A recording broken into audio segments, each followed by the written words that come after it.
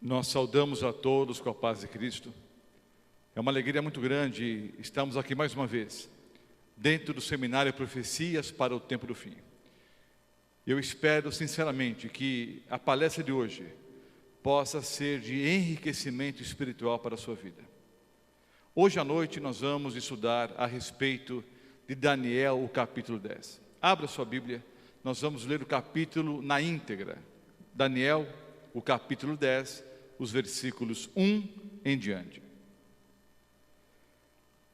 No terceiro ano de Ciro, rei da Pérsia, foi revelada uma palavra a Daniel, cujo nome é Beltesazar. A palavra era verdadeira e envolvia grande conflito.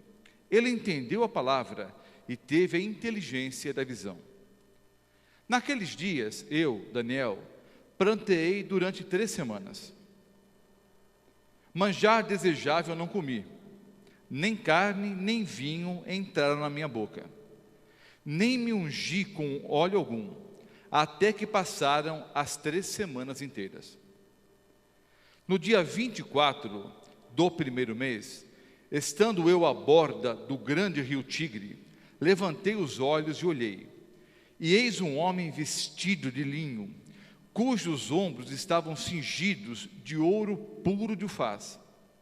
O seu corpo era como berilo, o seu rosto como um relâmpago, os seus olhos como tochas de fogo, os seus braços e os seus pés brilhavam como bronze polido, e a voz das palavras era como o estrondo de muita gente.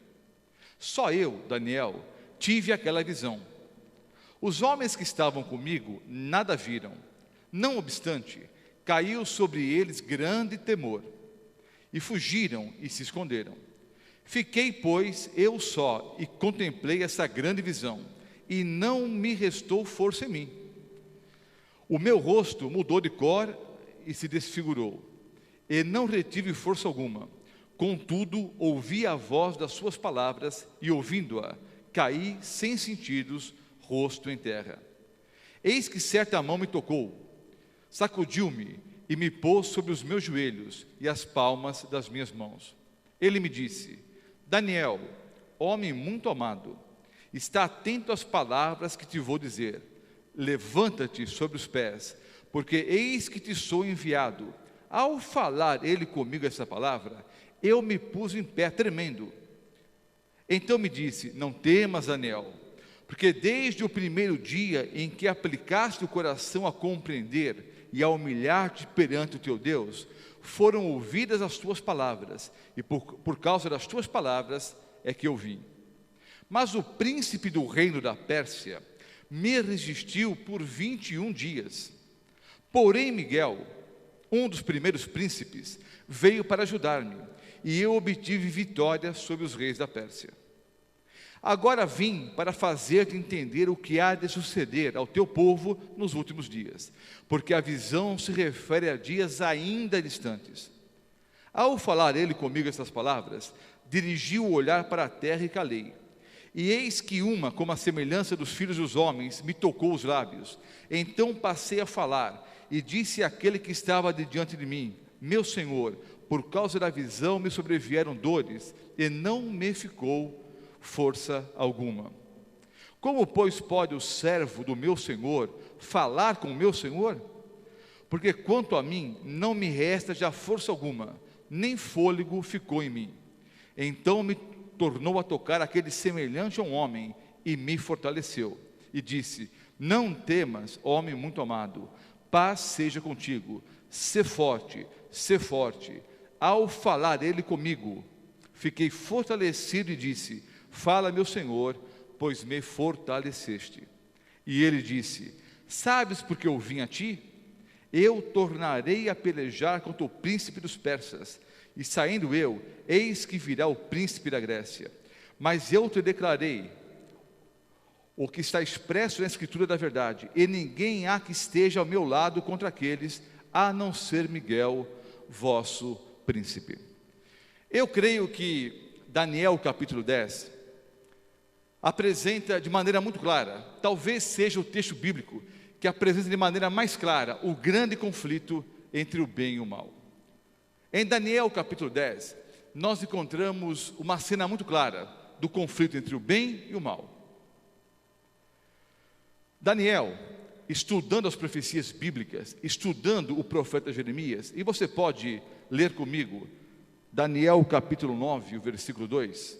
Daniel 9, o versículo 2. No primeiro ano do seu reinado, eu, Daniel, entendi pelos livros que o número de anos que falara o Senhor ao profeta Jeremias, que haviam de durar as assolações de Jerusalém, era de 70 anos. Você pode conferir em Jeremias 25, 11 e Jeremias 29, 10. Nesses dois textos, o profeta Jeremias, instruído por Deus, disse que o tempo de permanência do povo de Israel no cativeiro em Babilônia seria de 70 anos.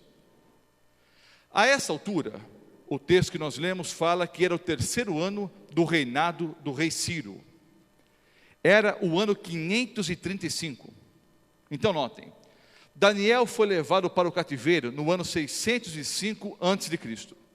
Agora era o ano 535 a.C. Então, Daniel estava há 70 anos no cativeiro. Era agora um senhor com mais ou menos 87 anos de idade. E ele sabia pelas profecias bíblicas que após 70 anos de cativeiro, eles deveriam ser libertos para voltarem para Jerusalém. E Daniel ansiava, estava ansioso por essa data. Ansioso para presenciar o cumprimento da profecia. Porque ele queria voltar a adorar em Jerusalém.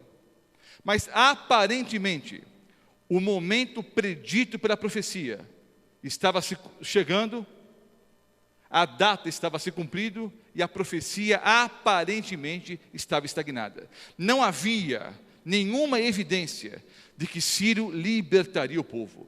Então o que fez Daniel? Daniel por 21 dias orou e jejuou. Ele disse: não comi nenhum manjar, não tomei vinho, não comi carne. Durante 21 dias eu jejuei, orando a Deus. Daniel orou 21 dias, uma oração intercessória, porque ele queria ver a profecia se cumprindo. Após as 3 semanas, e aparentemente nada ocorria, ele teve então a visão que está relatada aqui no capítulo 10. Vejam, Daniel orou por 21 dias. Eu não sei se você já orou alguma vez, e aparentemente não recebeu resposta alguma. Eu não sei se você já orou algumas vezes, e aparentemente a resposta não veio. E você orou, aguardando uma resposta. E muitas pessoas dizem o seguinte: pastor, eu tenho orado, mas parece que a minha oração não passa no teto. Talvez você tenha enfrentado já uma situação semelhante à que Daniel enfrentou. A primeira lição que eu quero tirar nesse momento é a seguinte: Daniel perseverou em oração. Se Daniel tivesse orado apenas um dia, se ele tivesse desistido na primeira semana, se Daniel tivesse parado de orar ou deixado de orar na segunda semana, qual teria sido o resultado da história? O fato é que Daniel perseverou em oração. A minha mãe orou mais de 40 anos para o meu pai, Rubens Mota, aceitar Jesus como Salvador e Senhor.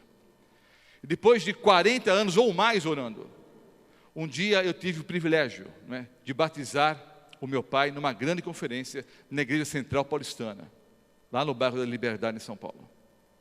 Se minha mãe tivesse orado uma semana, ou um mês, ou um ano, qual teria sido o resultado em relação ao meu pai? Teria meu pai abraçado a Jesus como Salvador e Senhor? Teria meu pai sido batizado? Se minha mãe tivesse desistido no primeiro ano ou no segundo ano? A primeira lição que nós precisamos entender, queridos, é que nós devemos perseverar em oração. Vimos pelo texto que logo quando Daniel orou, no primeiro momento, no primeiro dia, a oração já foi ouvida. Foi ouvida e foi atendida. Mas o que aconteceu? Notem, Daniel orou. No primeiro momento, a oração já foi ouvida e já foi atendida. O anjo Gabriel foi enviado por Deus para convencer o rei da Pérsia a libertar o povo de Israel. Mas havia um grande conflito. Qual era o grande conflito? De um lado, Gabriel, tentando convencer o rei da Pérsia. Do outro lado, o príncipe desse mundo, que a Bíblia chama de o príncipe da Pérsia. O príncipe da Pérsia, aqui em Daniel 10, é um símbolo de Satanás, o príncipe desse mundo. Então havia um grande conflito. O rei Ciro no meio do conflito. De um lado, Gabriel, tentando convencer Ciro a libertar o povo. Do outro lado, Satanás, o príncipe desse mundo, tentando convencer Ciro a manter o povo de Israel cativo, não é, em Babilônia. Muitas vezes oramos por uma pessoa que amamos. Oramos por um filho, quem sabe por um cônjuge, pelo pai ou pela mãe. Oramos, e algumas vezes nos parece que Deus não está ouvindo e muito menos atendendo a oração. Entenda uma coisa, queridos. Desde o primeiro momento que a senhora orou, que o Senhor orou, Deus já ouviu e já atendeu. Mas quando fazemos uma oração intercessória, quando oramos por uma outra pessoa, quando há outras pessoas envolvidas, Deus precisa levar em consideração o livre-arbítrio das outras pessoas envolvidas. Então notem, Daniel orava para que o povo fosse liberto. Deus no primeiro momento ouviu a oração e já enviou Gabriel. Mas por 3 semanas houve uma guerra espiritual entre o bem e o mal. Só que após 3 semanas, como Daniel perseverou em oração, um outro ser, uma outra pessoa veio para a batalha. E quando essa pessoa entrou no campo de batalha, quando entrou na briga, a briga simplesmente o quê? Acabou. E Ciro libertou o povo de Israel. Quem é essa pessoa? A Bíblia chama de Miguel. Quem é Miguel? Nós, adventistas do 7º dia, queremos que Miguel é um nome de guerra para Jesus. Você sabe que o Senhor Jesus tem vários nomes na Bíblia. É o leão da tribo de Judá, é o Cordeiro de Deus que tira o pecado do mundo, é o Senhor dos senhores, é o Alfa e o Ômega, é o Príncipe da paz, é o Messias, é o Cristo. Há vários nomes para Jesus na Bíblia. E nós cremos, nós adventistas do 7º dia cremos, que Miguel é um dos nomes de Jesus na Bíblia, e é um nome de guerra.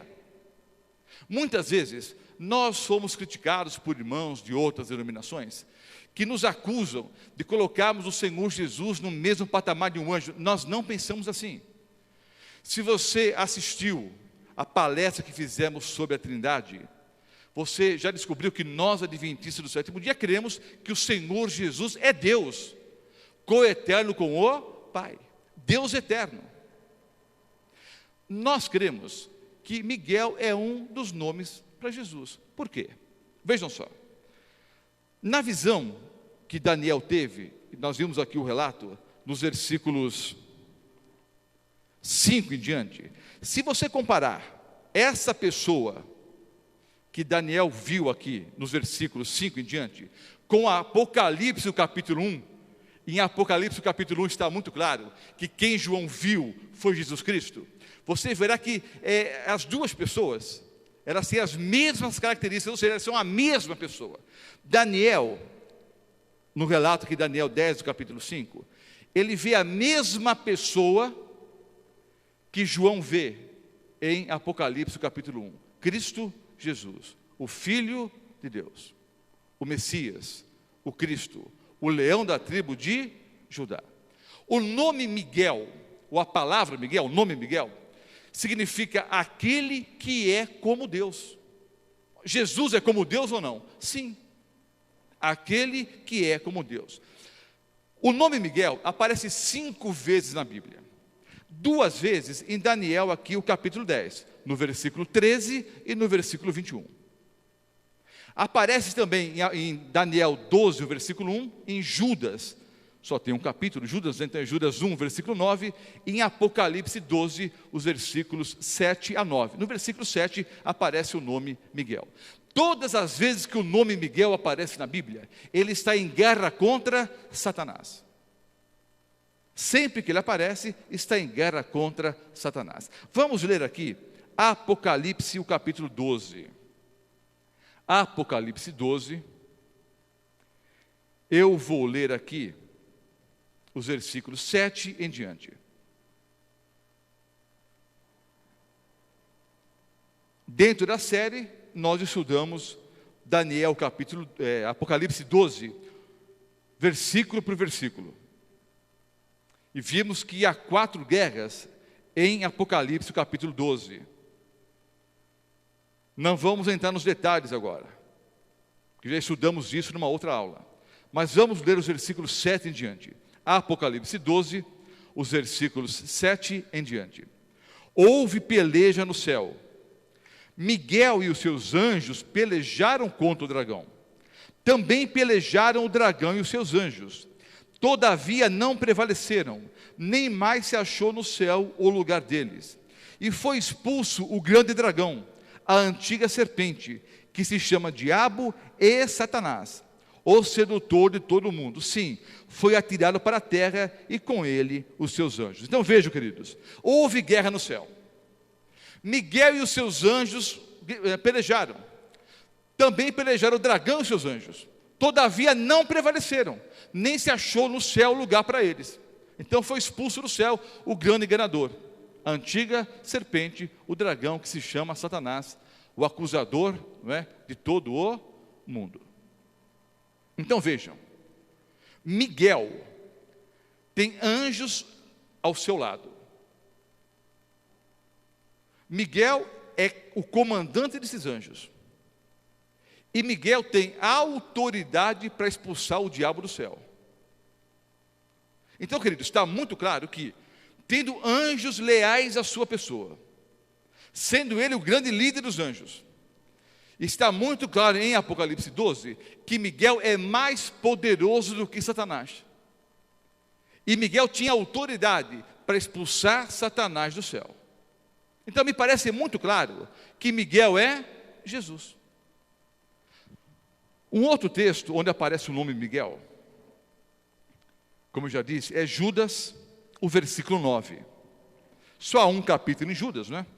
Então, só pode ser Judas 1, o versículo 9. Aqui, queridos, ao relato, Moisés queria entrar na terra prometida, mas ele morreu antes.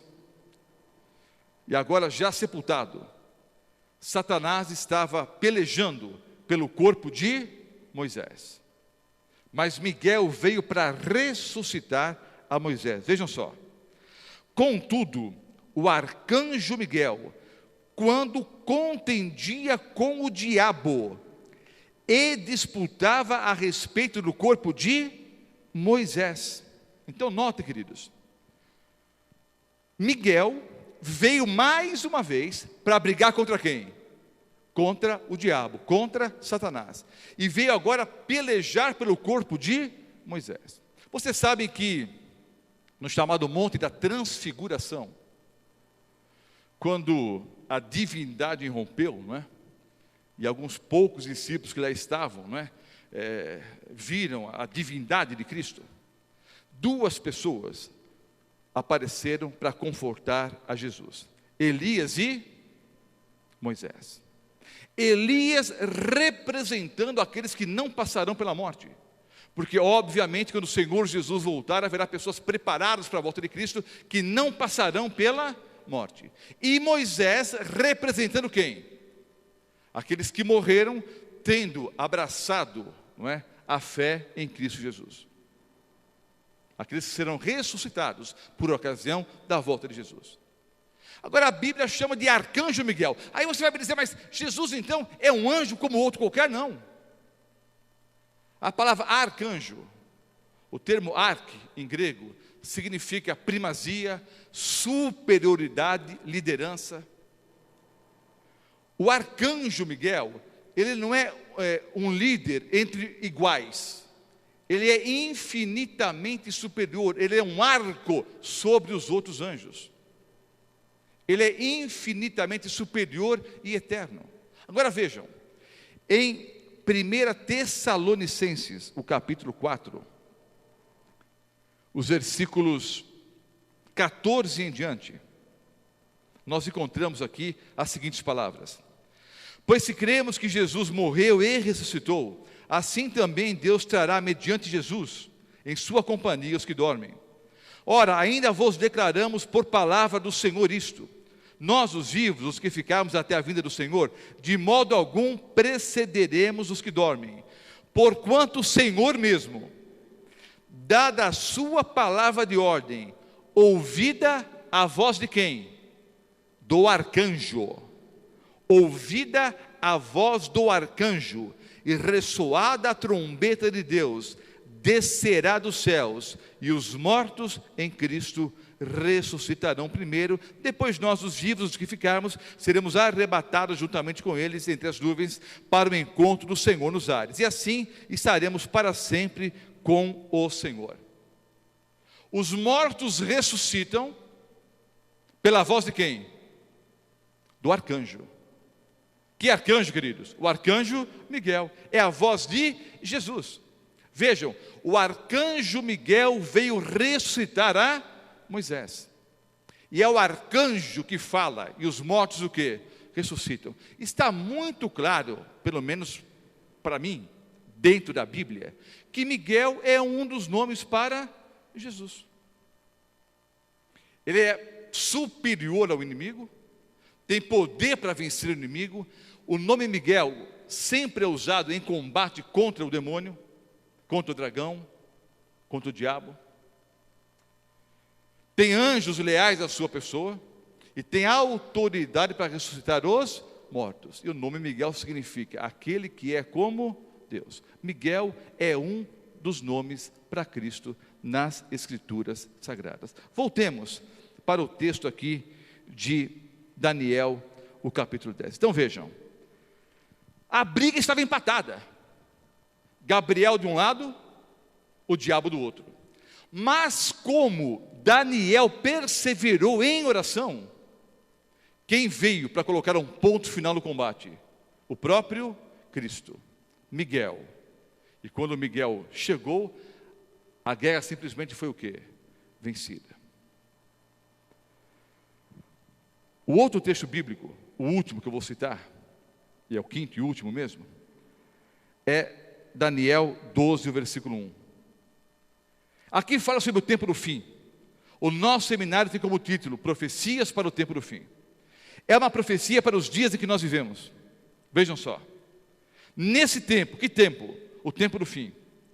Se levantará Miguel, o grande príncipe, o defensor dos filhos do seu povo, e haverá tempo de angústia, qual nunca houve, desde que houve nação até aquele tempo. Mas naquele tempo será salvo o teu povo, todo aquele que for achado inscrito no livro. Muitos dos que dormem no pó da terra ressuscitarão, uns para a vida eterna e outros para a vergonha e horror eterno. O texto claramente fala sobre o tempo do fim, o tempo que precede a volta de Jesus. Nesses dias, queridos, Miguel se levantará. Entenda uma coisa que já foi explicada em outras aulas do seminário Profecias para o tempo do fim. Já ensinamos para vocês que todas as vezes na Bíblia que Deus se assenta é início de juízo, é início de julgamento. E todas as vezes na Bíblia que você ler que o juiz se levantou, que Jesus se levantou, que Deus se levantou, que Miguel se levantou, é final de julgamento.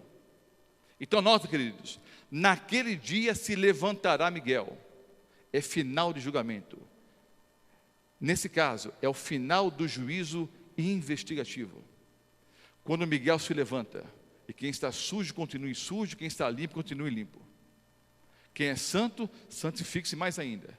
E quem está sujo, suje-se mais ainda. E nesse tempo de angústia, segundo a Bíblia, um tempo que jamais houve, desde que existe nação na terra. Essa é a angústia que nós vamos enfrentar nos últimos dias. Mas qual é a boa nova? Miguel vai pelejar ao nosso lado. Miguel vai vencer as nossas batalhas. Miguel vai vencer o nosso combate. O que eu preciso entender, a lição é muito simples, é que eu preciso perseverar em oração. Se Daniel tivesse orado, insisto, apenas um dia, ou apenas uma semana, ou apenas 2 semanas, ele perseverou em oração e veio a resposta: Daniel, homem muito amado. Porque Daniel era amado por Deus e perseverou em oração, a sua oração foi atendida. Há uma boa nova para você e para mim. Todos nós que estamos ao vivo aqui nesse auditório, e todos que assistem o DVD agora, entendam uma coisa: todos nós somos muito amados por Jesus. Nós somos tão amados que Jesus revestiu-se da humanidade e veio a esse planeta para morrer em nosso lugar. A unidade de maior valor no universo é a alma humana. Você tem valor, porque Jesus morreu em seu lugar na cruz do Calvário. Você é uma pessoa muito amada. Talvez você enfrente hoje uma baixa autoestima. Talvez você pense: ninguém me quer, ninguém me ama, ninguém me respeita. Mas entenda que o Criador e mantenedor de todo o universo te ama. Você é muito amado ou muito amada por Jesus. E Jesus está ouvindo a cada oração, está atendendo a cada oração. Talvez você não consiga perceber isso agora, mas notem, Daniel também não estava enxergando, mas havia uma grande guerra espiritual. Nós vivemos hoje na mesma guerra espiritual. Entenda, quando a senhora ora pelo seu filho, quando o senhor ora pela sua esposa, quando você ora pelo seu papai, pela sua mamãe, há uma guerra espiritual entre o bem e o mal. Persevere em oração e a vitória virá. Eu quero relembrar rapidamente alguns pontos importantes sobre a oração. Primeiro ponto: toda pessoa normal ora. É falta de humanidade, é perda de humanidade quando eu deixo de orar. Toda pessoa normal ora. Segundo ponto importante: na verdadeira oração eu sempre deveria dizer: Senhor, o que queres que eu faça? Eu posso e devo pedir muitas coisas a Deus, mas na verdadeira oração eu também deveria me colocar à sua disposição. Senhor, o que queres que eu faça? Terceiro ponto importante: toda oração obrigatoriamente tem que ser feita em nome de Jesus. Sabe esse negócio? Alguns adesivos por aí, em alguns automóveis. Peça para tal pessoa que Jesus atende. Ou peça para a mãe que o filho atende. Ou fale com tal santo que Jesus ouve. Queridos, entenda uma coisa: oração não é como repartição pública. Não tem vários intermediários, não tem que falar com um para falar com o outro, para falar com o outro. A oração, queridos, e isso é uma questão antiga, né? É DDD, é descagem direta com Deus. Não tem que passar por um ramal, para depois ligar para outro ramal, falar com um santo aqui, com uma santa ali. É direto com Deus. Você fala direto com Jesus. Não tem intermediário. Toda oração tem que ser feita em nome de Jesus. Deus pode atender de várias formas as orações, mas basicamente Ele diz sim, diz não, espere um pouco. Nós precisamos perseverar em oração, precisamos gastar mais tempo em oração, precisamos mergulhar no mundo da oração, e precisamos falar de forma sincera, sem aquelas orações mecânicas. Senhor Deus, muito obrigado pelo dia maravilhoso que eu tive. Eu não tive dia maravilhoso, coisa nenhuma. Brigou com o patrão, brigou com a mulher, bateu o carro, um dia terrível. Aí você chega e diz: obrigado, Senhor. Não, diga: Senhor, olha, estou chateado, estou triste. Bem da verdade, não estou nem afim de orar hoje. Abra o coração a Deus, como você fala com um amigo, com respeito, é lógico, mas abra o seu coração na oração, como falando com um grande amigo, porque Jesus é o nosso maior e melhor amigo. Durante a Segunda Guerra Mundial, um casal lutava contra os nazistas.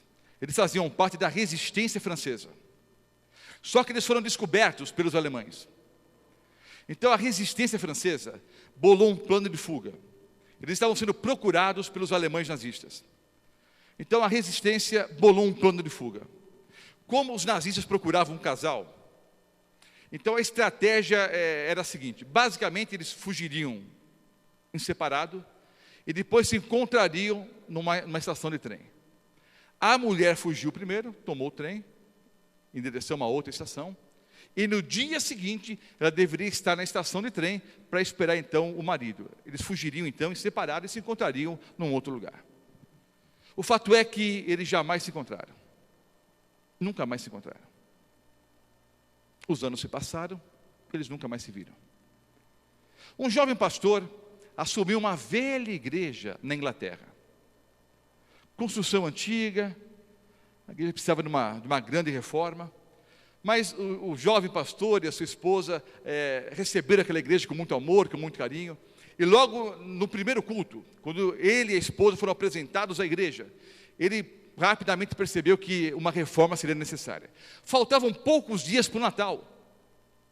Então, antes de começarem uma grande reforma, o pastor e a esposa compraram tinta e pintaram o interior da igreja, preparando a igreja para o quê? Para o culto da véspera de Natal. Trabalharam ali 3 ou 4 dias, não é? Para deixar a igreja mais bonita, mais limpa, para o culto da véspera de Natal. Terminaram o trabalho, gostaram do que haviam feito, para a honra e glória de Deus, se ajoelharam, agradeceram a Deus, foram para casa. À noite desabou um grande temporal, e o pastor e a esposa ficaram preocupados com a velha igreja. De manhãzinha, véspera de Natal, a primeira coisa que o pastor e a esposa fizeram foi correr para a igreja. Quando eles entraram na igreja, eles perceberam, para tristeza deles, surpresa e tristeza, que um raio havia caído, não é, exatamente na parede dos fundos da igreja. E havia, não é, na parede logo atrás do altar, um grande buraco, e a parede chamuscada, pelo relâmpago, pelo raio que ali caiu. A mulher se ajoelhou e começou a chorar. É véspera de Natal e nós trabalhamos tanto, preparamos a igreja. O pastor disse: seja feita a tua vontade. A mulher foi embora para casa chorando. E o pastor ficou ali sentado um pouco, pensando em alguma forma de tapar aquele buraco ali. Olhou para o relógio e ele se lembrou que haveria um leilão promovido pela igreja naquele dia. Com os fundos arrecadados do leilão, eles pretendiam comprar mantimentos e brinquedos para as crianças pobres no Natal. E ele se lembrou então do leilão e pensou: eu sou pastor da igreja, é uma promoção da minha igreja, eu não posso faltar. Ele foi até o leilão, ainda triste, preocupado com a igreja, com aquele acidente. Em determinado momento, foi leiloada uma toalha de mesa, uma toalha muito grande. O pastor olhou para a toalha, uma toalha bonita, mas meio fora de moda. O pastor olhou e teve uma ideia. Aí ele deu um lance bem baixinho.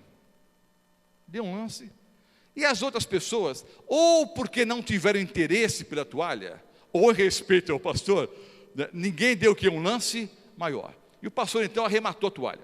Pegou a toalha, correu para a igreja. E aquilo que ele havia imaginado, realmente deu certinho. Ele abriu a toalha e a toalha cobria exatamente o buraco que estava na parede. Colocou a toalha, até combinou com a pintura da igreja. Ele se ajoelhou, agradeceu a Deus. Vamos ter daqui a poucas horas um bonito culto, uma bonita festa aqui na igreja. Quando o pastor se levanta da oração, ele olha pela janela, olha para o ponto de ônibus e há uma senhora lá. E o pastor sabia que levaria vários minutos para o ônibus passar por ali. Inverno, hemisfério norte, época do Natal, é uma época muito fria. O pastor saiu da igreja, se apresentou para aquela senhora e disse: olha, eu sou pastor da igreja, eu vi a senhora aqui no ponto de ônibus, e eu quero dizer para a senhora que vai levar no mínimo uns 45 minutos para o ônibus passar por aqui. A senhora não quer se abrigar na igreja? Está muito frio. E aquela senhora então aceitou. Quando a senhora entrou na igreja, o pastor ficou surpreso, porque a mulher arregalou os olhos e foi em direção ao altar, e foi rapidamente em direção à toalha. Começou a passar a mão na toalha, e chorava. Passava, não é, as mãos na toalha e chorava. O pastor ficou surpreso, não sabia o que estava acontecendo. E disse: irmã, há alguma coisa de errada? Aconteceu alguma coisa? E aquela senhora disse: pastor, essa toalha é minha. Meu esposo e eu compramos essa toalha. E só usávamos a toalha quando o bispo ia jantar em casa. Veja aqui, pastor, aqui estão as iniciais do meu esposo e as minhas iniciais, bordadas aqui em dourado. Nós mandamos fazer essa toalha. E só usávamos a toalha em momentos especiais. E como eu disse, especialmente quando o bispo ia jantar em nossa casa. E a senhora disse: eu e meu esposo trabalhávamos pela resistência francesa. Fomos descobertos, perseguidos, fugimos em separado, marquei um encontro com meu esposo numa estação ferroviária, mas nunca mais o encontrei. Mas há mais de 30 anos eu oro, pastor, para reencontrar meu esposo. Há mais de 30 anos eu oro.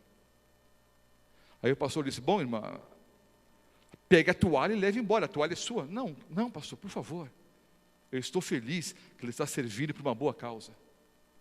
Só estou chorando porque ela me traz grandes recordações, grandes lembranças. Eu continuo amando demais meu esposo.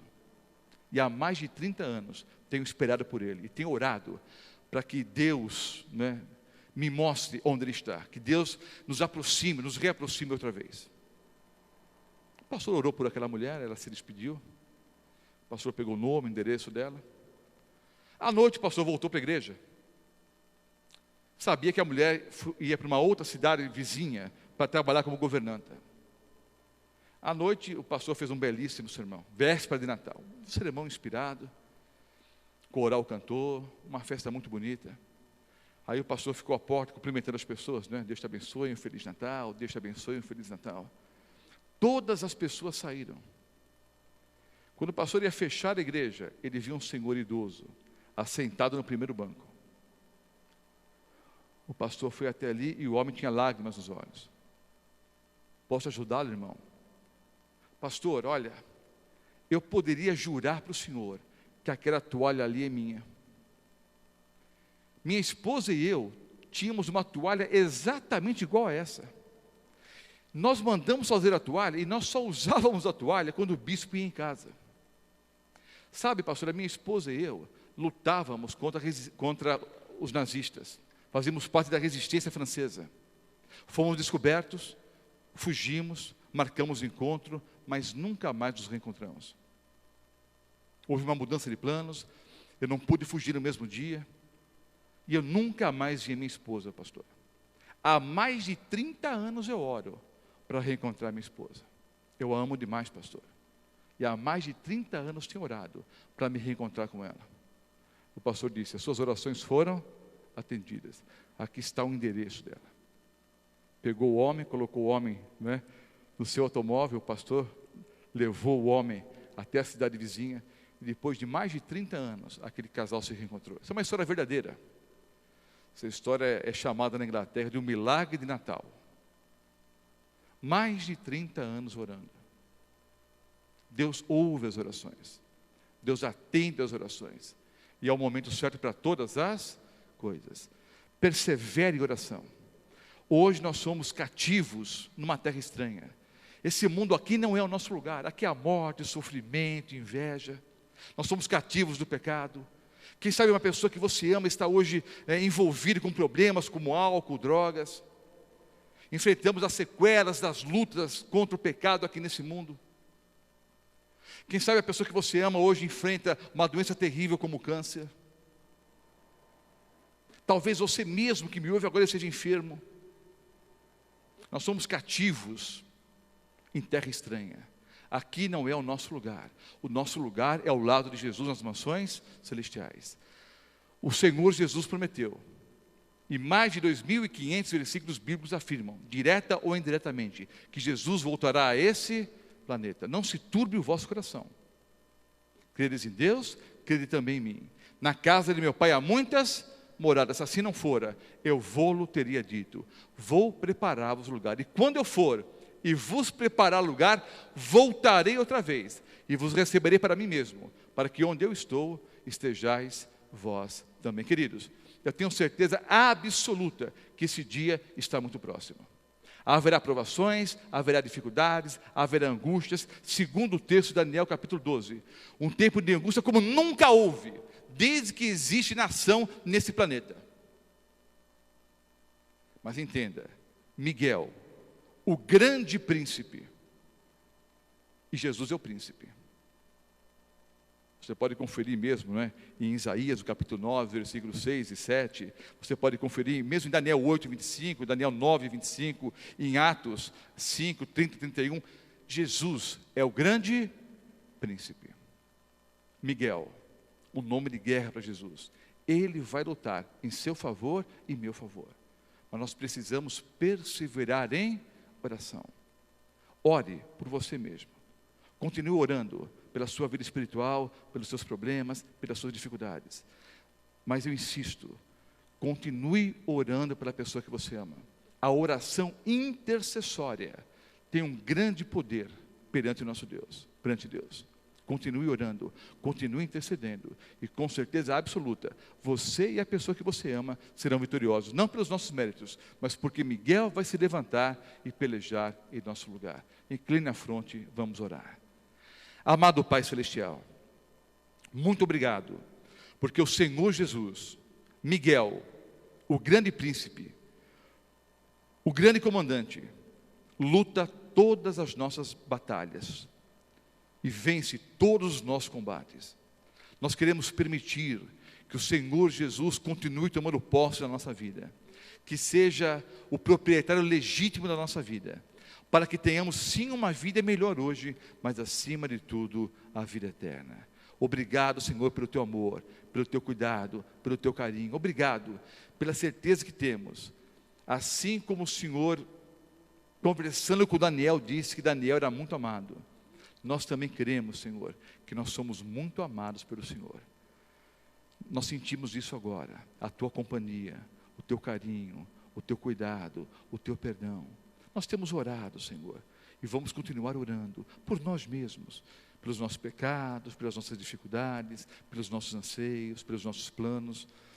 Mas queremos continuar orando de forma intercessória por todas as pessoas que nós amamos, porque nós queremos ter o privilégio de vivermos com o Senhor para todo sempre nas mansões celestiais, mas queremos também ter a alegria de termos ao nosso lado todas as pessoas que nós amamos. Por isso oramos de forma intercessória, que a pessoa do Espírito Santo continue agindo na mente e no coração de cada pessoa que nós amamos.